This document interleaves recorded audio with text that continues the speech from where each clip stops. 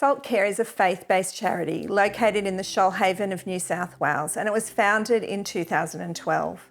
For the past 9 years, at SaltCare we have worked hand in hand with local government, businesses, community services and individuals in our region to respond to the ever-increasing mental health crisis. We have some statistics to show you about the situation we are currently facing in Australia and in our local region. 1 in 5 Australians between the ages of 16 and 25 experience mental illness each year.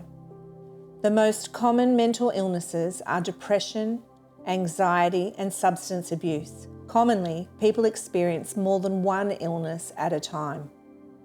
Suicide is the leading cause of death for Australians aged 25 to 44 and the second leading cause of death for young people aged 15 to 24. Every day, 6 Australians die by suicide and a further 30 people attempt suicide. 76% of these deaths are experienced by men. Poverty and social inequality have direct and indirect effects on individuals' social, mental and physical well-being. Poverty is systematically associated with increased rates of depression and can begin a cycle that leads to more complicated mental illness, substance abuse and high rates of suicide and self-harm. The Illawarra-Shoalhaven Local Health District is more disadvantaged than the average New South Wales population. Shoalhaven residents are the most socially disadvantaged in the Illawarra-Shoalhaven Local Health District. Shoalhaven residents are more likely than the average New South Wales resident to suffer from psychological distress. Premature mortality due to suicide and self-inflicted injuries are higher than the state and national average for the Illawarra and Shoalhaven, particularly the Shoalhaven. Poverty and social inequality have direct and indirect effects on an individual's social, mental and physical well-being. In relation to the impact of poverty on mental health, a review of global evidence or the World Health Organization's Commission on Social Determinants of Health reported convincing evidence that a low socio-economic position is systematically associated with increased rates of depression. The relationship between poverty and mental health is a complex one, as social disadvantage and mental health issues can reinforce each other. For example, poor mental health is a risk factor for homelessness, and homelessness can contribute to mental health issues. Our experience on the ground at SaltCare is that the mental health crisis we are encountering is at the foundation of many of the social issues Salt is dealing with on a daily basis. Unemployment, food insecurity, homelessness, and housing insecurity are often connected to people who have ongoing mental health challenges. We are connecting with people in desperate need and with very little hope. SaltCare provides basic needs for our community, including grocery hampers, clothing, bedding and furniture, and connection to services. In 2017, we established Safe Shelter Shoalhaven in response to the growing homelessness crisis in our region. We provide overnight accommodation and meals for homeless people who would otherwise be sleeping rough. SaltCare also offers temporary accommodation to people who would otherwise be homeless, and we have set up our Salt Assisted Housing project, which provides support to people transitioning out of homelessness into long-term independent living. Salt support workers are engaged on a daily basis, walking alongside many of the people that are connecting into our services. They connect them to community services, they connect them into doctor's appointments and other things that they need to quite simply get them the help that they need to get ahead in their lives and get the support that they are required to move forward. Overall, SaltCare is supporting over 250 families and individuals each week, and it's ever increasing. In the midst of this, our community is experiencing devastating bushfires and the COVID-19 pandemic. We've had other natural disasters such as flooding, and we have a community that is in distress, which is compounding all of these mental health issues. All the while, SaltCare support staff and volunteers are remaining on the ground, being an essential support to people that are experiencing these distresses. One of the things that SALT does best is it actually sees the potential in people. It actually sees some of the amazing qualities that people carry and the hope that they have for their future if they can get the help that they need. And our hardworking volunteers and staff have remained on the ground, face to face with people through all these crises. I'd love to introduce you to two of our support workers, Daniel and Carly, who have themselves walked the long, hard journey into recovery. I was using heroin for probably a year, smoking it, and then escalated to injecting heroin on a daily basis. I had no regard for anybody around me. I was just selfish, took whatever I could. I'd go to work, get paid, and instead of coming home to my partner and kids, I'd go to the dealer's house and spend all my money. I did that on a weekly basis. That for me was, a very low point. Like I said before, low point in my life. It was, I knew things weren't right. I knew, I did feel guilty, but it was just that the drugs had a hold of me in a way that I was powerless to fight back. I didn't think I was able to do it. I ended up on top of a milk crate with a rope around my neck. And that was going to be it. That was the choice I'd made. I looked up and I don't know where it came from, but there was 3 photos on my wall, pictures of my kids. I couldn't go through with it. It just, I felt like something was there stopping me. Those pictures, I didn't put them in there. No one else uses that shed, but there they were on the wall. They were the first thing I saw when I looked up. For me, that was the turning point. That was the point where I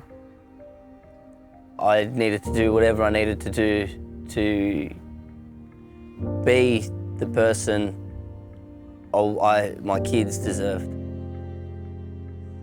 I decided a long time ago, actually, that what I wanted to do was help people. I was just never in a place to do it. Life I lived, I had, I've seen friends murdered.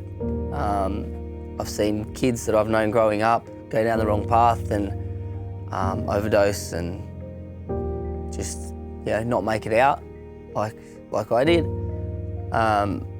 So for me, I signed myself up for a diploma of community services. Completed that, and during community services, I actually had to do work placement. So my work placement, I was placed with SALT at Safe Shelter. Not a lot of places would have given me a shot with my criminal history, but SALT did. So, I'm always grateful for that. And now I'm actually managing our temporary accommodation side of things.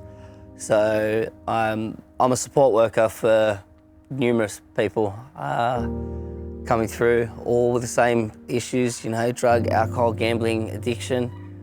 And for me, I just want to help people get out of that cycle, just help people to realise that, no matter what they think, no matter what some people might tell them, that there is a way out. And there are people that do believe in you and do want to help. I also just completed my facilitator training for Smart Recovery. So I'll be running a Smart Recovery course through SALT and just helping the people that we work with to self-manage their lives, encouraging them to come up with decisions to help themselves and supporting them along the way. That's my story. My main challenges have been homelessness, domestic violence, and learning to live with my illnesses. It takes a certain person to listen to people at times, in times of desperate need. It takes a certain person to be a voice for these people that just can't speak up or don't have the skill set to do it.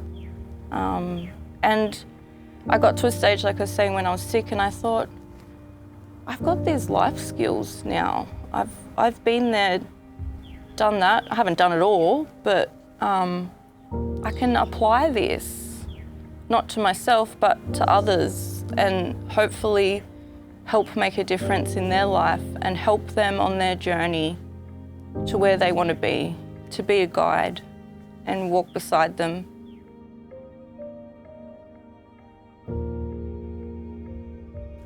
People are often trapped in a cycle. It's usually connected to having experienced trauma in their lives. These traumas lead to mental instability. In addition to this, many people find their ways to self-medicate using drugs, alcohol, and other addictions, which ultimately compound the mental illness and lead to a downward spiral. One of the most heartbreaking things we experience is working alongside people who pursue recovery only to find themselves bouncing back into the old environment, navigating the same social spheres, unable to successfully heal from these traumas and without any real opportunity to make lasting change. The whole life recovery requires a radical approach. Behaviour modification isn't enough. For lasting change, people's lives need to be recalibrated and restored. This is not a short-term or quick fix solution. The people we are working with need the opportunity to retreat temporarily to heal their trauma and overcome their addictions, develop new skills and gain education and training for their future. The concept of the Salt Wellness Farm was birthed out of this awareness. The Salt Wellness Farm is an innovative trauma recovery program, incorporating best practice around trauma therapy alongside the very practical developments of skill education on a real working farm. We propose a 3-stage program. Stage 1, day program. In the initial stages of the farm development, a day program will be established. Those engaged in the program will be transported to the farm each day. Each person will have a support worker assigned to them. The program will consist of agricultural therapy, training in pre-job skills, and learning of new skills. These day programs will be open to men and women from the ages of 18 to 40. Stage 2 is the residential program, 1-year duration. In conjunction with the establishment of accommodation facilities on the farm, SaltCare will launch into a residential program. The residential program will require residents with drug and alcohol addictions to complete a detox program prior to entry. Every resident will engage with a support worker and a mentor who will work together to provide the help required to navigate the program and re-engage with community once the program is completed. The program will include individual therapy, group therapy, agricultural therapy, pre-job skills training, job skills training, TAFE New South Wales traineeships. These programs will be open to men aged 18 to 40. Stage 3 expansion of the residential program. In conjunction with the increased land holdings, our program will expand to include women in separate residential facilities. Salt has secured a 60-acre chestnut and walnut farm in Sassafras, Shoalhaven, New South Wales. We propose 3 stages of the Wellness Farm development. January 2022, Stage 1, purchase of property, further development of property and coordination of a day program and staffing of that program. January 2024 and ongoing, Stage 2 and 3, extend land holdings and develop residential facilities. Further developments of combined property, establish residential program and employing new staff. Yearly revenue streams. The current farm's revenue from the chestnuts and walnuts is $72,000 per annum. With the expansion of a retail plan and an on-site shop, we estimate an extra $88,000, with over 2,000 to 3,000 cars going by each day. We want to expand and increase the already established nursery of native Australian flowers and foliage. And we estimate that will bring in an extra $45,000. Ongoing expansion will happen as we increase the produce of the farm. Stage 2, Centrelink repayments for 20 residents is $322,400. At stage 3, Centrelink repayments from 40 residents will increase to $644,800. SALT Grants application team will continue to apply for grants to increase revenue for the farm. We will continue to work with TAFE New South Wales, the Department of Agriculture, to expand the capacity of the farm, which will increase our revenue streams. We would like to invite you to partner with us as we launch this innovative program that will effectively tackle the devastation of mental illness in our region and our nation. And give you the opportunity to be instrumental in the transformation of many lives.